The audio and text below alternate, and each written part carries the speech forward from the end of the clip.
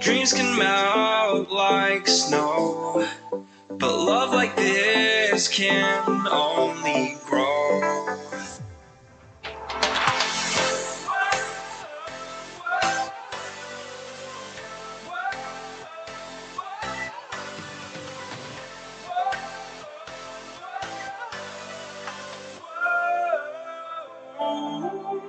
We were both out on our own, singing sad songs, singing we will be here long, but that was right before you cried out. Show me a sign, show me some life, show me that you're here tonight.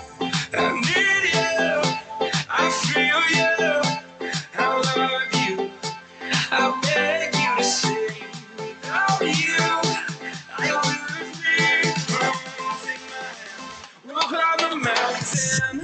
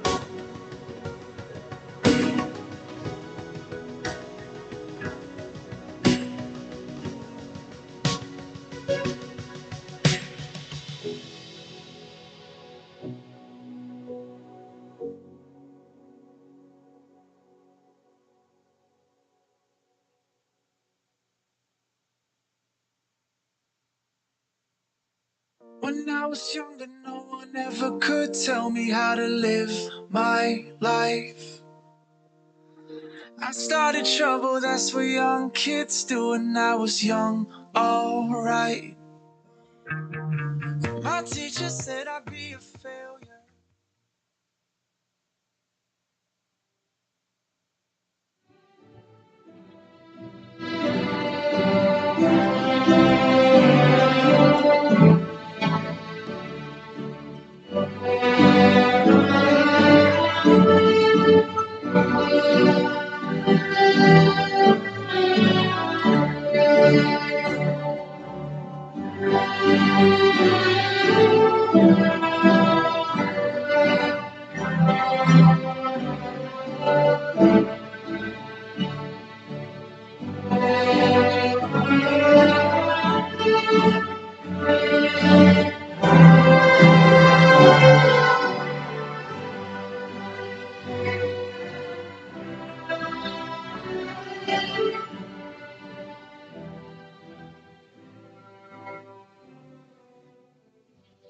You may be seated.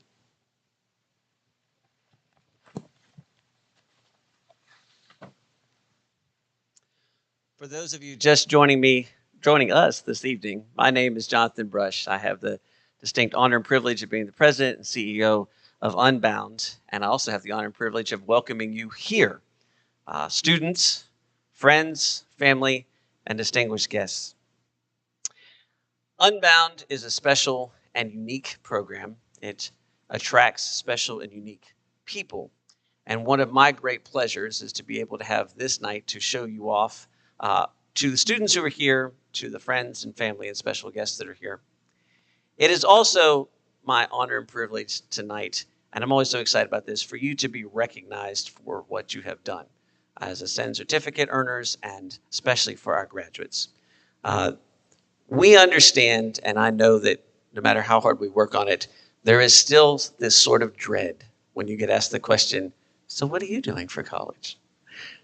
And we understand that you have to think, do I go the long explanation, or did I just say online school, or how do I actually say that? Tonight, you don't have to explain anything. We understand. We know why you're here. For graduates, we know what you have gone through and what you have accomplished. And we are delighted to be able to celebrate that this evening. Tonight, we have the opportunity to recognize several groups of students. We will start by acknowledging 2 classes of Ascend students who have earned their certificates, and then we will hear from our commencement speaker. We will then recognize and honor our graduates, and after that, as tradition dictates, we will have a party, Unbound style.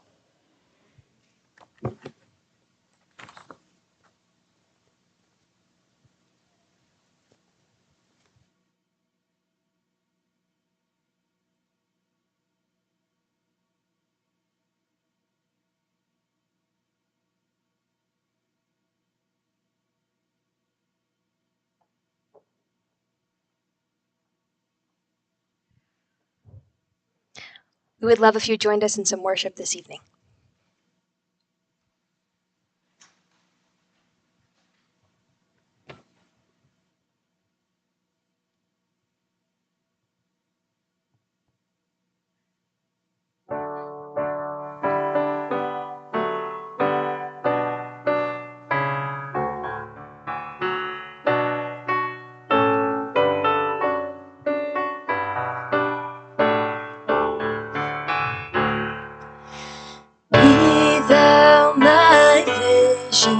O Lord of my heart, not be all else to me, save that thou art. Thou my best thought, by day or by night, waking or sleeping, thy presence my life. High King of heaven, when victory's won, may I reach heaven's joys, oh bright heaven's sun. Heart of my own heart, whatever befall, still be my vision, O ruler of all.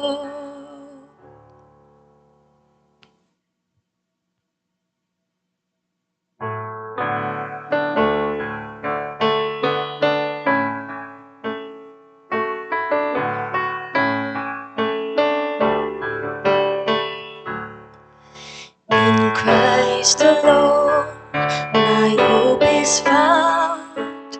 He's my light, my strength, my song, this cornerstone is solid ground, firm through the fiercest drought and storm. What heights of love, what depths of peace, when fears are stilled, when striving cease. My comforter, my all in all, here in the love of Christ I stand. No guilt in love, no fear in death. This is the power of Christ in me. From life's first cry to final breath, Jesus commands my destiny. No power of hell, no scheme of man could ever pluck me from his hand till he returns or calls me home. Here in the power of Christ I stand. Amen.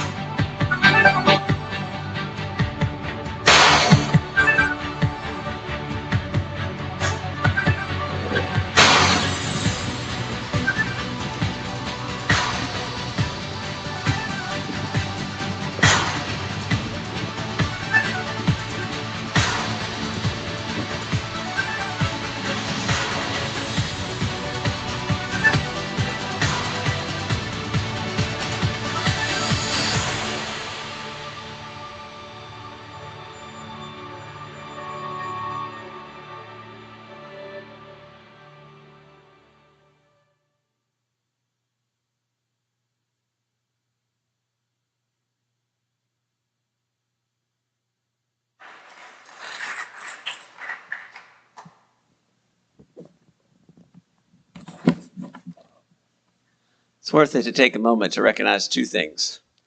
Please note that every one of the shots from that video came from this week, and most of this crowd has a real understanding of what that takes and what skill is there. So much thanks to the media team and especially to Tama for the hard work for that video. Secondly,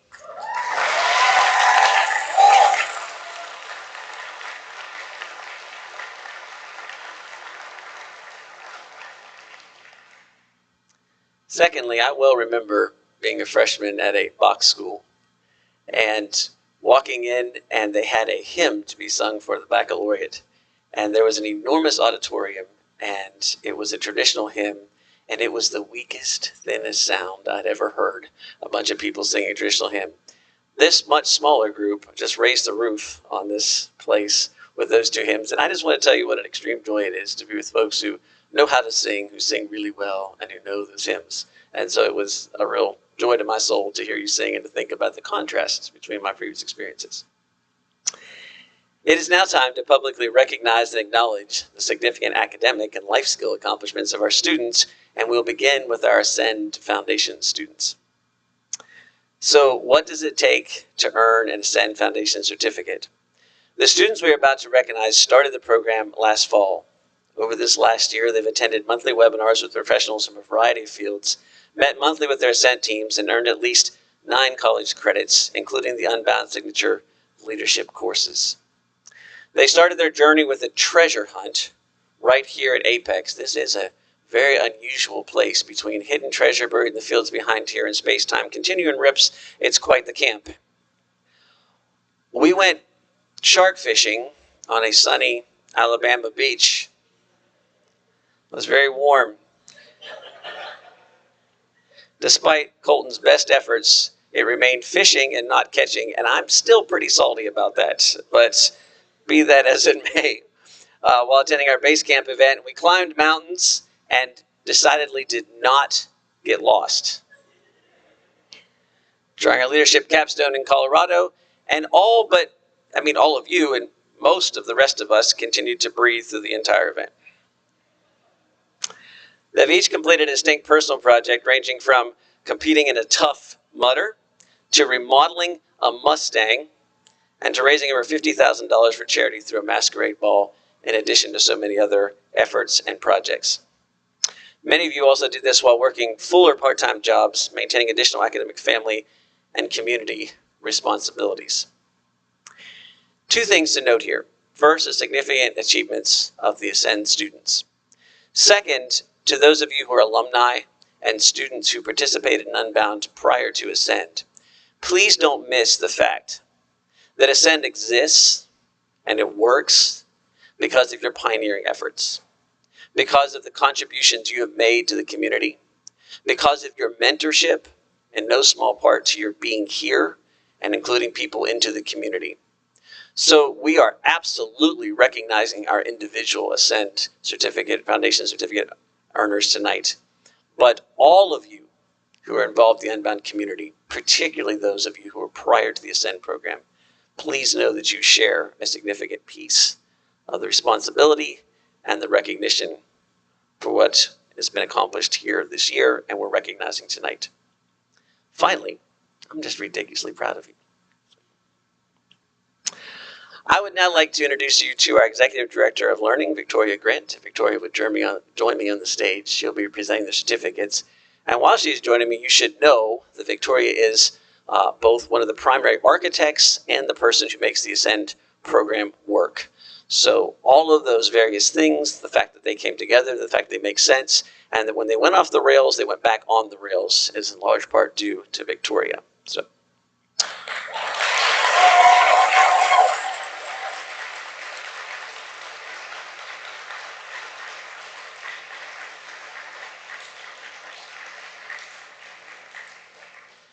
And with that, will the 2022 Ascend Foundations class please join me on your stage to receive your certificates?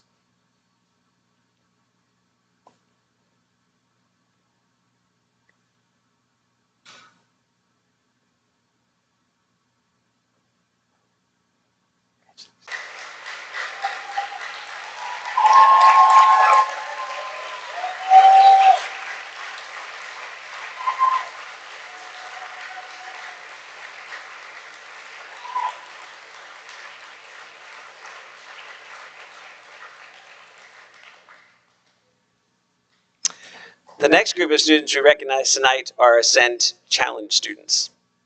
This particular group of students are very special to us because they were our inaugural Ascend class.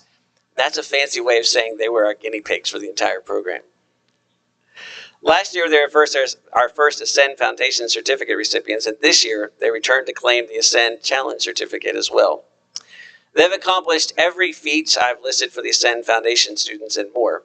Challenge students have completed classes, attended separate tracks and events, accomplished projects with expanded requirements, and completed 3 rigorous life skill courses in cultural engagement, tactical communication, and finance, all of which I enjoyed a lot going through with them. Many have done this while participating in advanced leadership training at events or serving on student intern teams, including cabinet. Once again, many achieved this alongside work, academic, family, and community commitments, not to mention putting up with us for another year. It does bear mentioning that when we say Ascend Challenge, the intention was that we challenge them. But we also challenge them unintentionally in the fact that we're kind of building this plane as we're flying it. And they've had to put up with that. And they have been incredibly gracious, incredibly patient, and have given us an incredible education as we have worked with them to continue to develop and expand the boundaries of Ascend. And once again, we are just delighted and so proud of you and so thankful for your patience and your grace as we have built this program. Will the 2022 Ascend Challenge class please join me on stage to receive their certificates?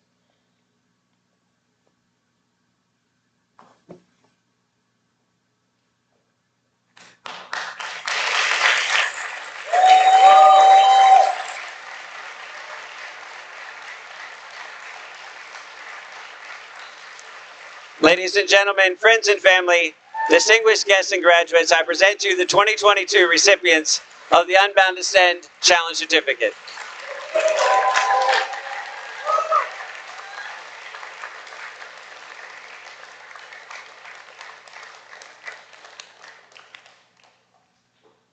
Thank you. It is now my pleasure and honor to introduce our commencement speaker, Randy Riggins.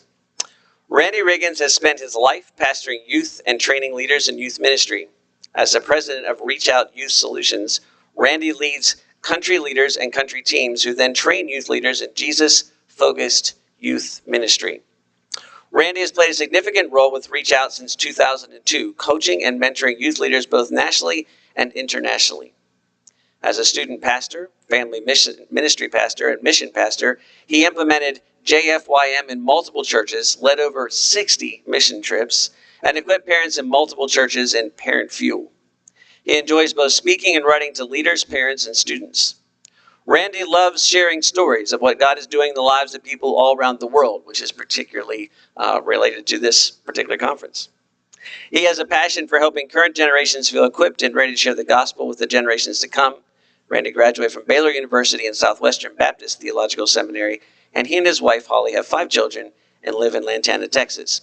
He has also invested, it's normal for us to invite a commencement speaker, for them to have it come in perhaps the day before, certainly the day of, to mingle with our students and then to speak, which we appreciate, and that's kind of what we asked them to do. I was telling Randy how much we've appreciated the fact that he came early, has stayed through the entire event, has already invested so much in all of us in conversations and the things that he has done, and now is coming to speak to us for our commencement. So definitely above and beyond an extra effort that we are quite thankful for. Ladies and gentlemen, Randy Riggins.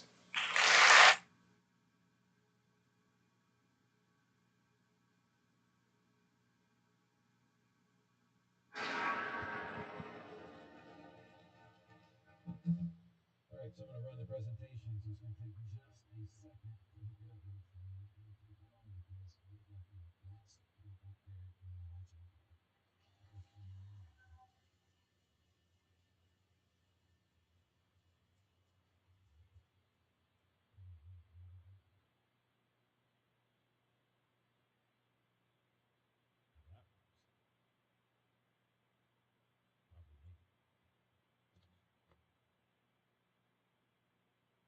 Are we up? All right. So, those of you who joined us, and maybe you haven't been here the entire week, the focus has been on stories. And so, my story, he already mentioned my family. I'll go ahead and toss this up there to you guys because this is the rest of my family. I've been hanging out with Levi, and he's. I just want to say thank you for making him feel so incredibly welcome. You welcomed him in spite of the fact of him winning 2 of the raffles. Being on the winning volleyball team this week. I mean, there's a lot of things that you could have done like, oh, guys, here. But we just loved on him. We've loved on me. My wife is there right next to me, grabbing my arm. My 2 daughters, Shaylee and Riley, are 21 and 18. Shaylee is about to graduate with her bachelor's degree in December, and Mary Riley is just graduating from high school and starting her bachelor's degree. Two sons there. Silas is a junior, or is a junior this year. Levi's been starting in the challenge program at USCC with homeschooling, and he's had a blast with it this year.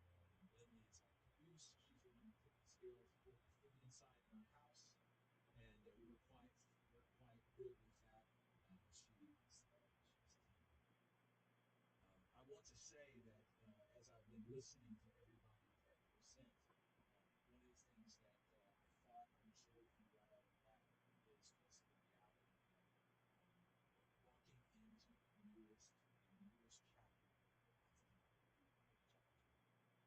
And I think if we were to understand that, we would view the new year this way. As a matter of fact, I was thinking back to something that Jonathan mentioned. I love getting to know him, getting to know all the Unbound team. And when I, so I'm the president of Reach Out Youth Solutions, and I've been the president for the last couple of years. But before that time, I was working with them in a volunteer capacity. I've been doing youth ministry my entire life in local churches, full time in different churches. And one of my mentors in ministry, who was leading Reach Out, came to me one day and said, we are wanting to talk to you about taking over the reins of this 50-year ministry. And I immediately looked at him and said, I don't think so. And he said, well, hey, why don't you come to Atlanta and talk to our board? And I said, no, I really don't want to do that. And he said, no, I really think you need to. And I said, okay, well, I guess I will, for respect of you. And so my wife and I went and talked to the board, because you see, I knew back in the back of my mind that being the president of something was going to mean that you were going to have to raise money. And I was a terrible fundraiser. Like, I remember my kids when they were little having to sell things like chocolate bars, and I remember us buying all of them. Like, we were just terrible at selling things, right? And I'm thinking, there's no way in a ministry with 50 years, with all of this budget, that I can lead that. I can't. There's no way. And I told the board that. And at one point, I even brought up the whole chocolate excuse, and one of the board members said, well, you know, Randy, Jesus isn't chocolate. And I'm like, okay, that's fine. That's fair. I went back home, and he gave me this book called God Ask, and he asked me to read it. And so I'm reading through the book, and I get about a third of the way through, and I get incredibly frustrated because the book has, in my perception, kind of downplayed a little bit people who had been in the church and being on staff in a church and raising or being paid by the church for ministry. I'm like, that's what I've done my whole life. Like, I don't like the way this book is like talking about me. And it just caused me to take to this moment where I just walked in to where my wife was, and she was about to go to bed, and I said, I'm going to call Barry in the morning and let him know that I'm not taking this. Trust you. I'm going to go to bed. And I said, okay, I'm going to stay up, because I told him I was finished reading this book on the book.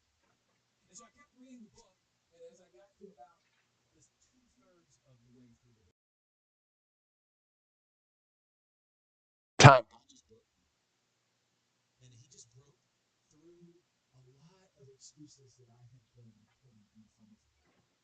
And his biggest, most audible voice possible came when he said, Randy, you preached a sermon a couple of weeks ago, and you asked the congregation, what are you doing right now that you cannot do without me? What have you trusted me for that you can't do on your own? And I want you to trust me with this. He mentioned a couple of other things to me. He kind of set up a panorama of all of these experiences of my life that he was basically saying, you've been prepared by me all of these moments for this moment. And now you're going to say no.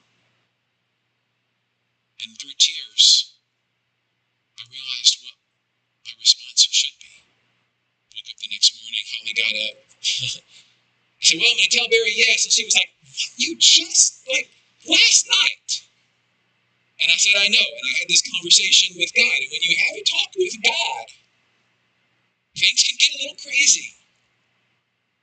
And it did. And so I just wanted to say to you from the very beginning that you're going to have some discussions with God. Keep listening. And allow him to address the excuses that each one of us want to put inside of that pathway.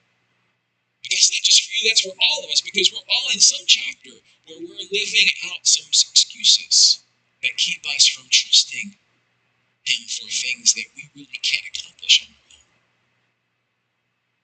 Graduates, I'm excited about you. I'm excited, I've spoken to a lot of different graduation moments, and there's all these different sappy little things that people say. I wrote one of them down that I saw just during my my daughter's graduation a couple of months ago, and it said this: and so the adventure begins. Anything and everything is possible for someone as incredible as you. And it's just so terrible. It's awful. It's terrible. And I'm sitting there going, I'm a youth pastor. Like, I like the cards that say, everyone knows math is hard. 5 out of 4 graduates have trouble with math. Like, I like that one. The other one that I saw after graduation this year that my daughter saw was, life is hard, but it's harder when you're stupid. Like, I like that card. I don't know how inspirational it is. I don't know how motivational it is, but that's where I get excited. But whether it's cards or conversations or contemplation, the reality is you're moving toward more and more big decisions. And it's in these moments that you start to step into new chapters of your story. Just like JJ reminded us as we were talking through the chapters in our lives this week. You know, Solomon probably did one of the best jobs of encapsulating those different chapters or moments or experiences when he wrote what many believe he wrote as the book of Ecclesiastes. It was near the end of his life, and at one point in Solomon's thoughts, he reflects on this brief list of realities, and he says things like, there's a time for every activity under earth, right? A time to give birth and die and plant and uproot and kill and heal and tear down and build and weep and laugh and mourn and dance, footloose, and search and count as lost and keep and throw away and silence and speak and love and hate. And the interesting thing about that expression of poetry is that it was in a 14 opposites technique in Hebrew poetry that actually symbolized in their language completion. You see, he was saying, this, what I'm describing to you, is life.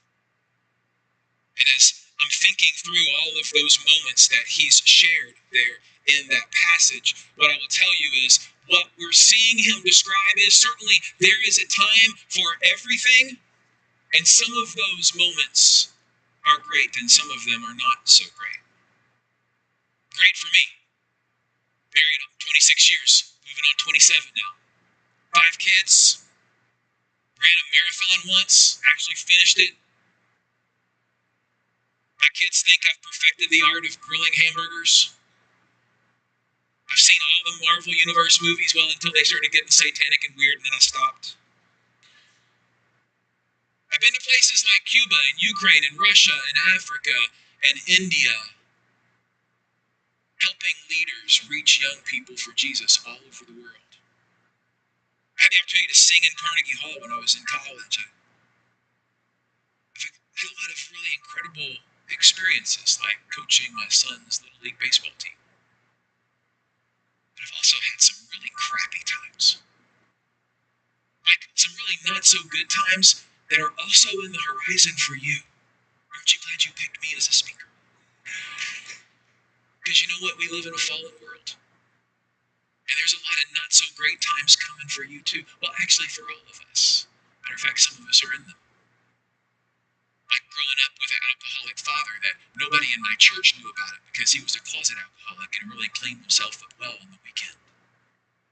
By giving a eulogy for a student in our church who had cancer. By discovering that my father unexpectedly died of a heart attack 3 days into being a college student. Or like waking up in the grass with blood in my face in my mid-20s. Only to realize, as God was speaking to me, that my wife was dead because a drunk driver had hit us on the highway and T-boned our car and split it in half. You see, we had been married for 2 years. And going through physical rehab and all the emotion and trauma of getting my life back together again, well before I would meet the woman of my dreams for the last 26 years. You see, that was all hard. As a matter of fact, it was hard just like, I would say, you remember Forgiving Bird in our first day together. I felt that when I was standing in the court telling the man who ran into us. That was the drunk driver that I forgave him for killing my wife.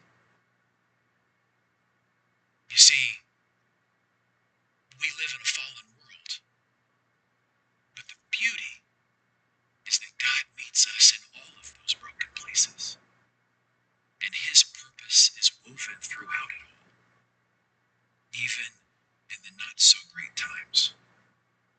All of those experiences lead up to one story, the one life, the one ride. And it's easy sometimes, I think, for us to live for unimportant things, right? Especially in our culture today. It's so easy. It's so easy because we can get so consumed at times playing to the crowd instead of living out the game of life on the court. But can I tell you a secret? If I could just pull back the curtain a little bit, I know we're all adults here. I know y'all have been adults for like at least 1 or 2 or 3 or 5 years. But you know, in the older adult world, here's what happens. Adults keep living out high school over and over again. And instead of dressing to impress, it's Pinterest or Instagram or Facebook or Twitter. It's using social media to portray just the right image of our family. And all of a sudden, living in the moment with our kids and our spouse becomes a distant second to trying to impress the masses that make up our own personal social network. And then we wind up with a phone at the dinner table, taking pictures of things and being in communication with people that really are not the ones that truly, if we were to say it, matter the most to us. So we get really, really busy and exhausted and chaotic, and we often wind up living for things that are not going to make a difference in eternity or in this world or even in our character or in our spouse or in our kids. And they don't move us any closer to fulfilling our purpose.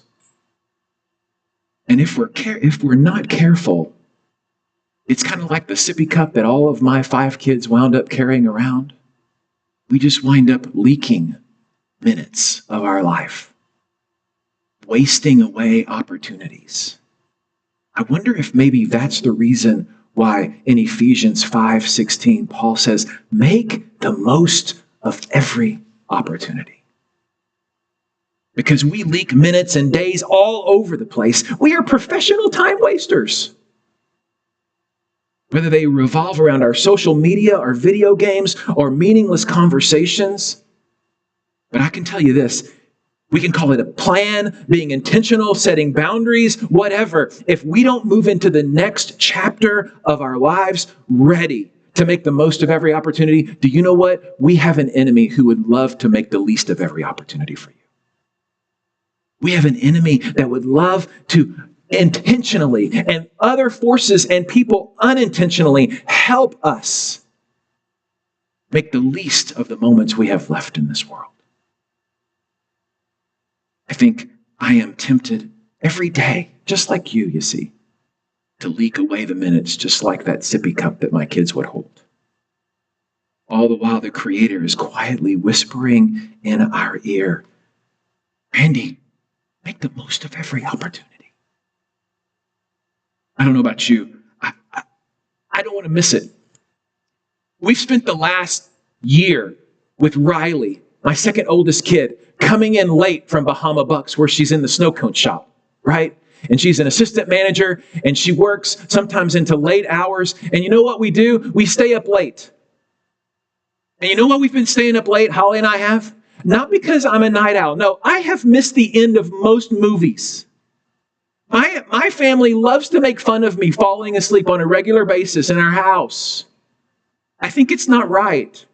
I think it's like cruel and unusual punishment, but they do it. Especially that one. And you have no right to because you fall asleep right after me. But we stay up late because when Riley comes home, we get to have conversations with her and we didn't want to miss them. You ready for this? Another reason why you should have picked somebody else. Because our story on this earth has an end and it's coming faster than you think. No, I'm not a prepper. I don't have a lot of stuff in the backyard. Okay? It's not like I just think, that's not me. But what I'm telling you is, I really believe this. I believe Steve Jobs had it right. You're like, seriously? Yeah. Because at one point, here's what he said. Your time is limited, so don't waste it living someone else's life. I actually think God says it better. James 4:14. You are a mist that appears for a little while and then vanishes. You know what he's saying there? I didn't get it. I grew up in Houston, right? I mean, it's very humid in Houston. Like Houstonians, when we're born there, we have gills. We're like fish. We can live out of water. But you know what? In the arid places of Israel, when they would hear this, they understood the significance of that mist that was gone just like that. I'll tell you what, I felt it as my oldest daughter was sitting at the counter last month with her fiance working on their registry. Because you know where my mind went? Playing blocks with her on the floor. And I feel like it was just yesterday. At some point, I blinked.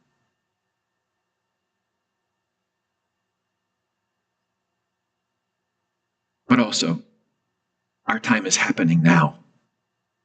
Sammy Cohn put it this way: don't let the destination delay your journey. Somebody in the room said, hey, I love that. And you know what? I was thinking, yes, I love that too, because that's my point later.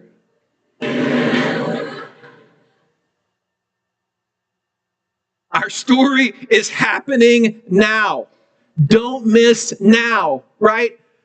So when I was in a seminary, I remember a seminary professor saying, make sure you're in ministry now. You're not just preparing for ministry. Ministry is all around you. You know what? Don't think about what you're going to do when you wind up getting married, or when you end up having kids, or when you have enough money, or when you have enough time. You think you're busy now. Ah, ha, ha. The joke is on you. You're not yet. So I want to invite you to make the most of every opportunity now and live out your destiny now and speak into the lives of others now. My friend Lee lost her husband Kyle to cancer in 2009, and that experience and a trip to Africa in 2010 became a catalyst that resulted in her daughter McKinley raising over $100,000 that then built an orphanage in 4 years in Zambia. And you know what? It was completed by the time her daughter was 18 years old. And you know why all that happened? Because they were living in the moment. They weren't waiting until somehow she had some big enough amount of money where they could do something. I remember being in the foyer of our church where McKinley was out there every week selling t-shirts for Kyle's house because she was living now. Brett was an absolute mess. He was a youth in our student ministry, and I'm telling you, he brought drugs to a disciple now, and I just wanted to I was just going to, And you know what? His father kicked him out of the house, and he went to a boys' home that I helped him get into, and he got kicked out of that one, and then he got kicked out of it again when they gave him grace and allowed him to come back in. And you know what ended up happening? God got a hold of his life, and he said, I've got to live for Jesus right now. And he went to Cambodia. And for the last 20 years, he's been drilling clean water wells, giving people the gospel, allowing people to see the Jesus movie, providing opportunity, and seeing the kingdom come in a very difficult place. But you know what? I think also our story has a purpose. We've been listening to this theme all week long. And once again, you're going to be frustrated at the speaker. But I'm just going to tell you, it's not really coming from me. It's coming more from King Solomon. Because this is what he says. He reminds us of these two really uncomfortable thoughts regarding our purpose. Our life's work has the potential of being worthless. You have the potential of being worthless. You do. Congratulations. You're like, serious? Why couldn't that Luke Zampariti been the last guy?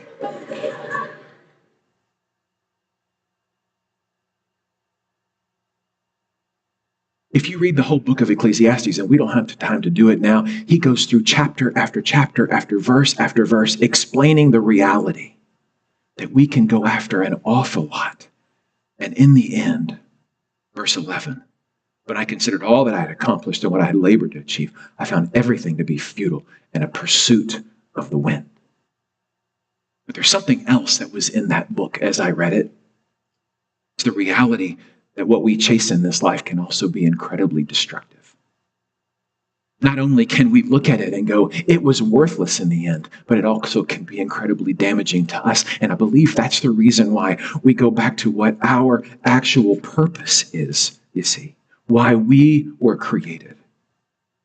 And we see that in Ecclesiastes 12:13, Solomon comes to the conclusion that we are to fear God and to keep his commands. And you can play this out in a variety of different ways in your mind and in your heart. You can understand it spiritually by thinking through Jesus' commands to love the Lord your God with all your heart, mind, soul, and strength, and love your neighbor as yourself. You can see it as to glorify God and enjoy him forever, as we've heard this week. But it's basically, as we also heard this week, my life pointing to the most important story, as JJ mentioned.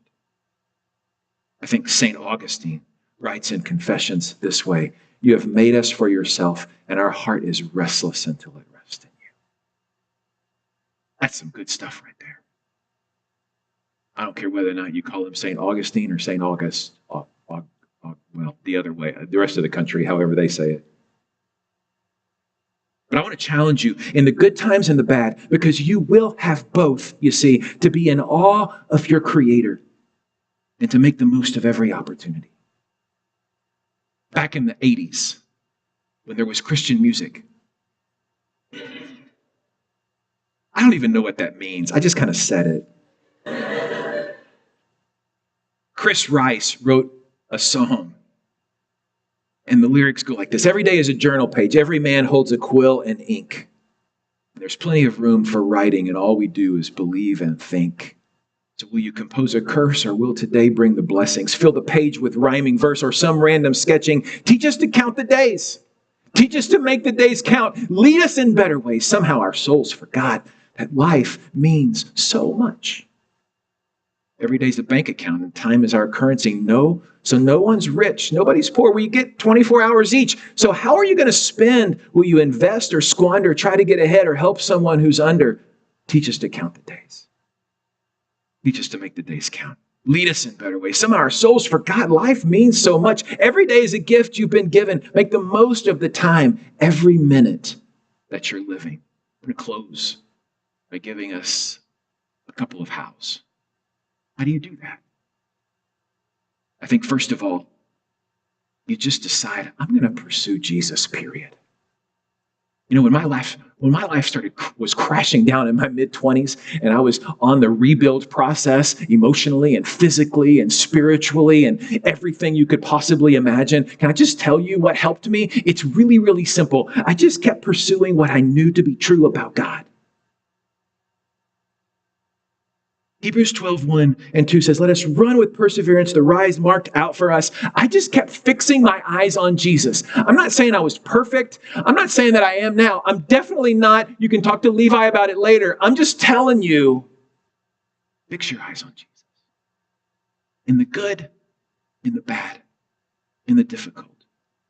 John 15:5, I am the vine, you are the branches. Whoever abides in me and I in him, it is he who bears much fruit. For apart from me, you can do nothing. Doesn't that tie in well to Ecclesiastes? How else? How else we do it? We spiritually invest in others. You have been invested in. Everybody in this room, you see, you have been invested in. That's why you're sitting where you're sitting. People invested in you financially, spiritually, relationally, emotionally. There are people in this room right now that have invested in you. And we've spent our lives receiving. And maybe what you need to hear, not just graduates, all of us, is it's time to put on our big boy pants and start investing in others. Because you see, making disciples is not, I have to be 20 steps ahead. It's just maybe a baby step ahead. And you see, it's a spiritual truth that we see in Deuteronomy 6 and 2 Timothy 3 and Psalm 78, the next generation, in Matthew 28. It's all over the Bible, investing in others. And so I would just ask you the questions. They're really simple. The questions are, who are you investing in? Who should you be investing in? And what keeps you from investing in someone right now? You say, oh man, I don't know. I mean, I'm not at that place right now, Randy. There's a lot on my plate. Yes, I know that. But what I also know is we are little Christ, those of us who know Jesus as Savior and King. And if we're to live like Him, I know that Jesus, and this is not just because I've watched The Chosen, I know that He invested in these guys named the disciples. And I know that these guys who are the disciples, you see, got a lot of His time and effort and energy. Who's getting yours? Spiritually invest in others. That's how we make the most. Regardless of the chapter. Number 3, live out a life of compassion for the lost.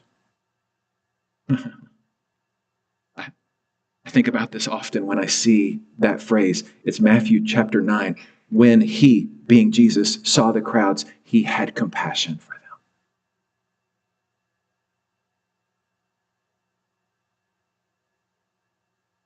Isaiah 61. Everybody in the room is really, really biblically smart. Way smarter than me, right? I'm just a youth pastor. But here's what I know. I know that Isaiah 61 is a prophecy that was written for Jesus. And you know what else I know? I know, watch this. This is really cool. I know that in Luke chapter 4, Jesus shows up on the steps of the synagogue. And you know what He says? Isaiah 61, that whole thing about bind up the brokenhearted, release the captives, bring good news. Here I am. It's me. And then you know what He did after that? In the Gospel of Mark, chapter 6, He says to the disciples, okay, you've been watching me? Now go do that. And in John 14, you know what He says? People who aren't even here yet are going to even do exponentially more. And you know who those people are? You.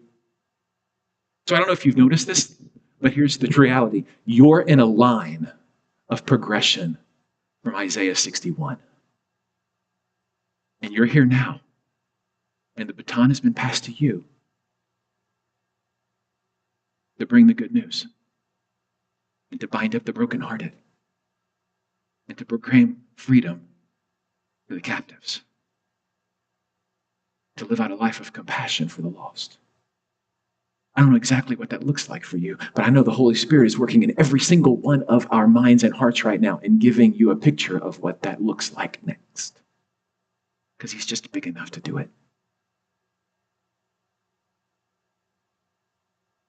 Well, in closing, there's this word that we've been bantering around all week. Not this word.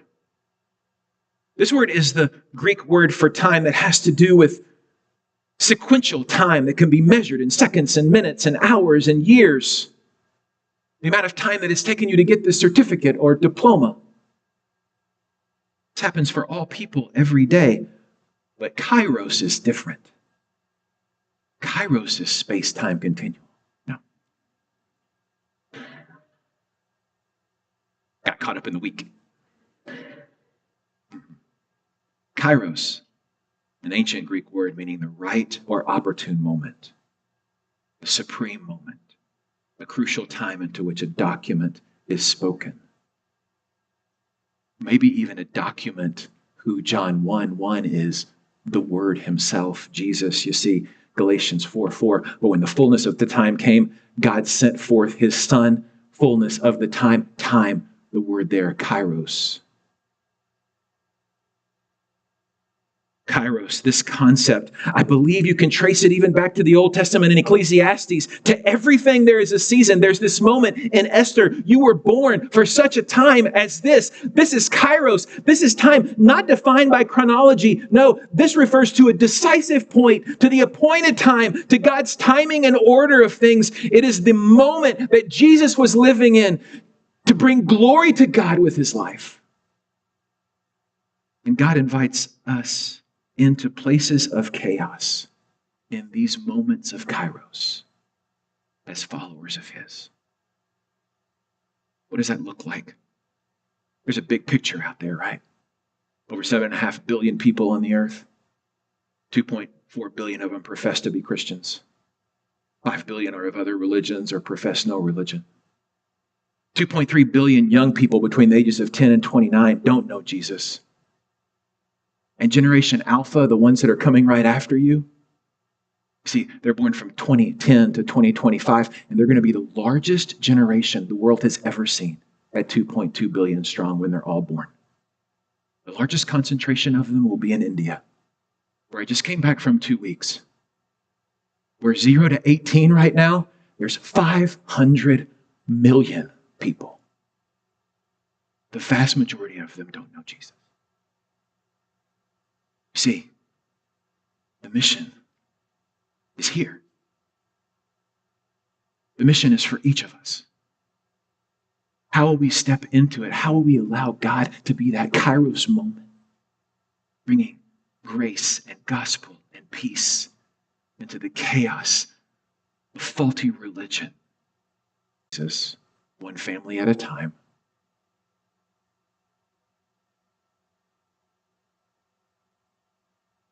Two weeks ago when we were in India, this was the drive up into a Buddhist village. A Hindu village that one family asked to sponsor a gospel crusade in their village. Only family that knew Jesus. 1,000 Hindus. So we're hanging out there, and I'm on the stage, and I'm looking out at the crowd, and I'm kind of thinking, and I'm there with Shay. You say yes to Jesus in India, you know what happens, right? It's like a salmon upstream. Everything changes. They lose friends. They lose family. They lose work. This village got radically transformed that night, you see, because one person said, you know what? I'm not waiting around. This is my life. We got to get Jesus to these people. Last story. That's Riley. She's the one I was up here just about crying about just a minute ago. I love you too, Levi.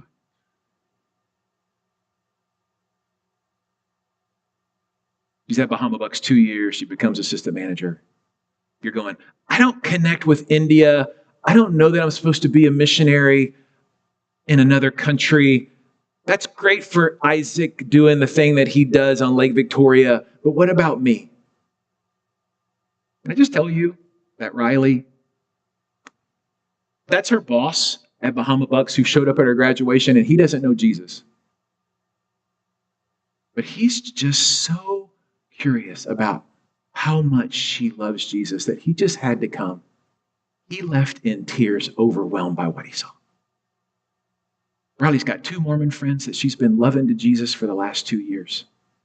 And one boy right before she left to go to school that said, you know what, if it were not for you, I would have committed suicide.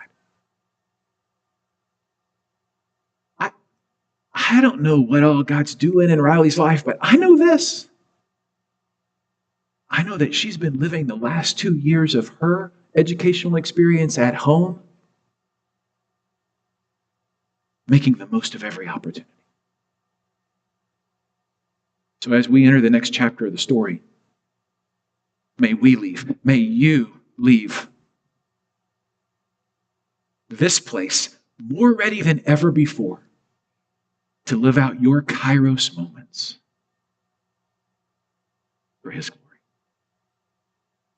Father, thank you for the blessing of this moment. May we not miss it. May it be a Kairos moment that catapults us into this next stage, this next chapter of your story. I pray blessing on this graduate group, that they may see you through the challenges of the cloudiness of the questions of the next, and yet be anchored into the reality of you. In Jesus' name.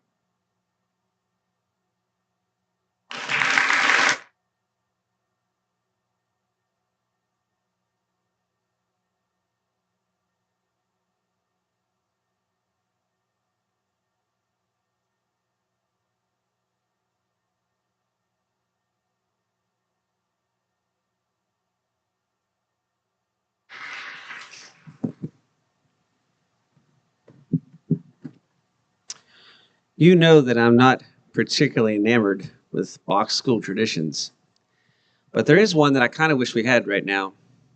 At most box schools, when you have a commencement speaker, you give them an honorary doctorate. We ought to have a tradition of giving an honorary Unbound certificate, and I would love to have started with Randy. So, Randy, thank you really so much. We really appreciated all that you said. Unbound is an academic program that attracts unique students. That's a compliment. When a student decides to join Unbound, he or she is not only pursuing their degree in a unique way, but they are also committing to a lot of work, dedication, and commitment. And since Unbound students are attending a box school, the name we use for a traditional institution of higher education, many people don't fully understand the level of that work, dedication, and commitment. We understand. And we want to make sure that all of you who are here tonight understand what it means to be an Unbound student and what that represents as they go forward into this next chapter of their story. So, there are a few additional details we want you to know about tonight's ceremony. You will notice that I am referring to awarding our graduates their Unbound certificates. Unbound does not award degrees. During tonight's ceremony, we'll be awarding something we think means more than a degree. Tonight, we are recognizing our graduates for being Unbound. Academically, that means they have completed all the credits they can earn with Unbound, and they're ready to or have already transferred those credits to the institution they will earn their degree from. Some of our graduates, whom we will recognize tonight, have already completed their bachelor's degrees. Some of them are only a few classes away from completing their degree, and some are just getting ready to start the remaining classes at the institution that they will eventually graduate from and earn the degree from. With all due respect to the achievement of earning a college degree and to the colleges and universities you earn your degree from, we think tonight is more important. Your Unbound certificate tonight will demonstrate the highest level of Unbound achievement. All of the things that you have learned are worth so much more than a degree. A vision for something fuller, wilder, deeper, and stronger than what's now considered a traditional lifestyle. The friendships you have made have already impacted your life and have only scratched the surface of the depths that they can go. The access to a community full of unique people who share your beliefs, are self-motivated, driven to make a difference in the world and work for redemption. This is a network for life. You have and will continue to be Unbound. You will notice that some of the graduates recognized tonight are wearing stoles over their robes. This designates their service in one of the student leadership teams. Unbound is a student-led organization and culture. Everything of significance in the Unbound student experience, including Apex in this ceremony, is planned and run by students.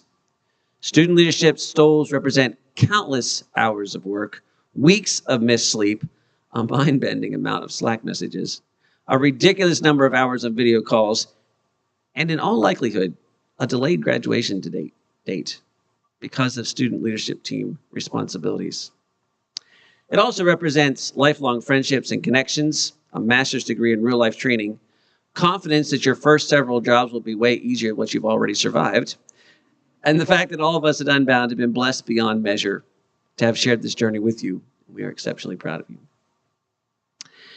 The Unbound experience is not an experience that is formed solely by educational professionals and takes place far away. To be Unbound means that you have remained connected to your family and your local community. We also know that, with all respect to you, Unbound is too hard for you to have done it all by yourself. You had help, quite a lot of help. After receiving their certificate and official recognition, a presenter of the graduate's choice will hand the graduate a gift that reflects the Unbound culture.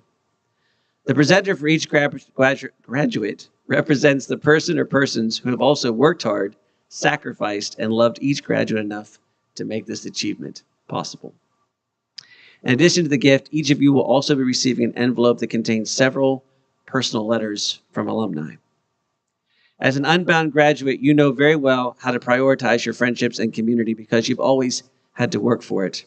Because of that fact, this isn't like a box school graduation where you leave campus and no longer get to see your friends.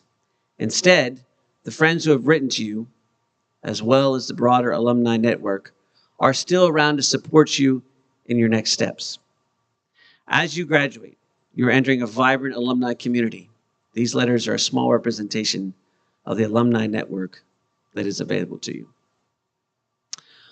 We are now ready to recognize our graduates. David will call each graduate's name from the booth. He or she will cross the stage, receive his or her certificate, and receive his or her gift. While the graduates are crossing the stage, it is not only appropriate, it is in fact encouraged that you show your appreciation at their achievement as enthusiastically as you would like. You now all know what it takes to be Unbound. So we are now ready to begin the ceremony. I invite the presenters to come up and line up in order on the side of the stage. I'd like to invite Victoria to join me again on the stage, and we are ready to begin.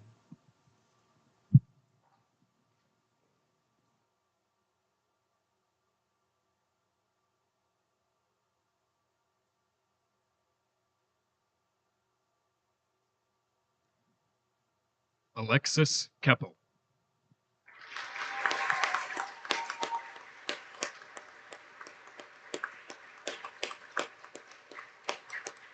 Francis Lee.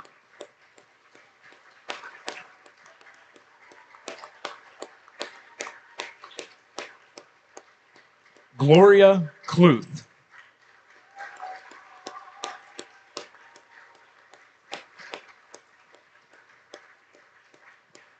Caitlin Brush.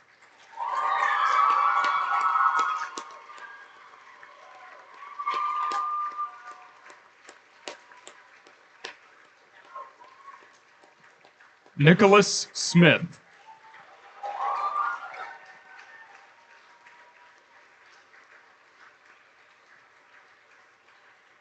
Samuel Gunn.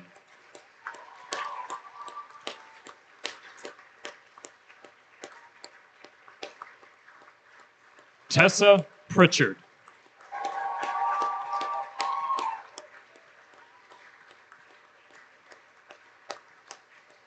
Tristan Minguez.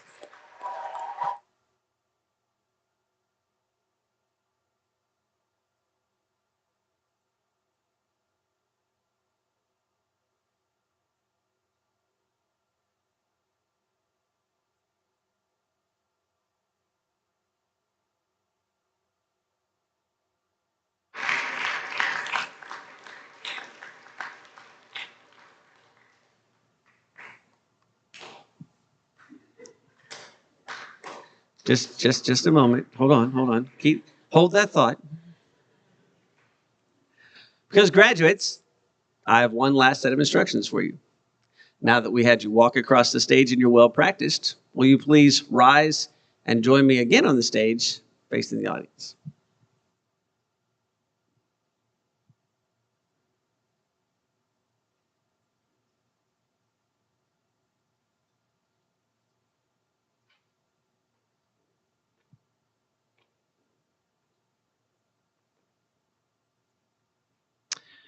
You have paid the cost. You have done the work. You have received your certificate. You may now turn your tassels because you are unbound.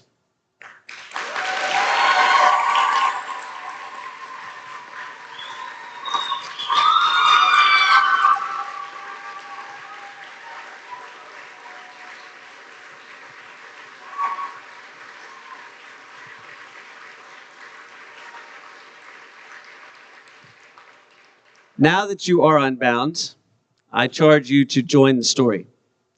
To be extraordinary at the ordinary, you can and you must because you have been practically equipped to live life with excellence. And I'm also going to ask you to trust me. Would you please turn around and face away from the audience? You are unbound. It is time for you to join those unbound alumni who've gone before you to take your new place in the world to be unbound. Unbound graduates, it is now time to join the story.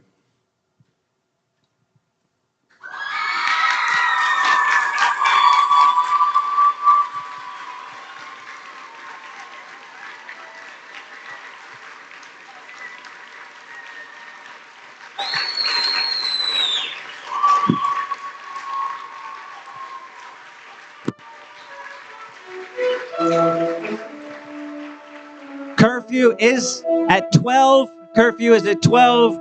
Rule 4 is still in effect.